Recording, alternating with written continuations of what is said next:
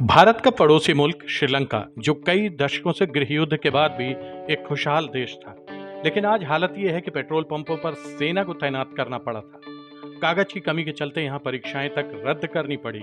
इन बातों से अंदाजा लगाया जा सकता है कि वहाँ हालात कितने बिगड़ चुके हैं। श्रीलंका गहरे आर्थिक संकट से गुजर रहा है। जनता में जबरदस्त गुस्सा है। जनता के गुस्से को कंट्रोल करने के लिए सरकार ने दांव खेलकर पूरे मंत्रिमंडल से इस्तीफा दिलवा दिया, लेकिन इस्तीफे से भी लोगों का गुस्सा शांत नहीं हुआ। स्थिति को नियंत्रित करने के लिए आपातकाल लगाया गया, लेकिन स्थिति और बिगड़ने लगी तो उसे हटा भी लिया गया। श्रीलंका की आर्थिक हालत इतनी बिगड़ी है कि उसे कंट्रोल करने के लिए नए वित्त मंत्री की नियुक्ति की गई थी, पर नए वित्त मंत्री ने गंभीरता को देखते हुए मात्र 24 घंटे में अपनी कुर्सी छोड़ दी। अगर इतिहास को देखें तो श्रीलंका की अर्थव्यवस्था दूसरे समान देशों की तुलना में काफी बेहतर रही है। संयुक्त राष्ट्र मानव विकास सूचकांक में भी श्रीलंका के प्रदर्शन की तारीफ हो चुकी है। फिर ऐसा क्या हुआ कि एकाएक श्रीलंका कंगाली की कगार पर पहुंच गया? अगर गहन अध्ययन करें तो उससे साफ जाहिर होता है कि ये सब अचानक नहीं हुआ है। इस स्थिति के लिए कोविड जिम्मेदार तो है, पर दूसरे कारण भी अहम रहे हैं।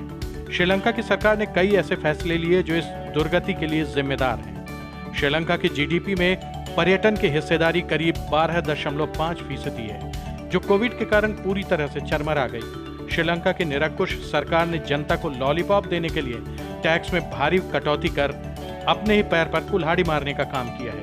नतीजा यह हुआ कि सरकारी खजाने का गणित ही बिगड़ गया, जिसकी वजह से वैश्विक क्रेडिट रेटिंग एजेंसियों ने श्रीलंका की साख पर सवाल खड़े करने शुरू कर दिए, जिसका असर यह हुआ कि कोलंबो को मिलने वाली अंतरराष्ट्रीय किफायती ब्याज ऋणों के दरवाजे बंद हो गए और श्रीलंका चीन जैसे लालची देश के चंगुल में फंसता गया। चीन अपनी चाल में श्रीलंका को फंसाकर कर्ज की कड़ी शर्तों में ढील देने की बजाय और मुश्किलें खड़ा करने लगा।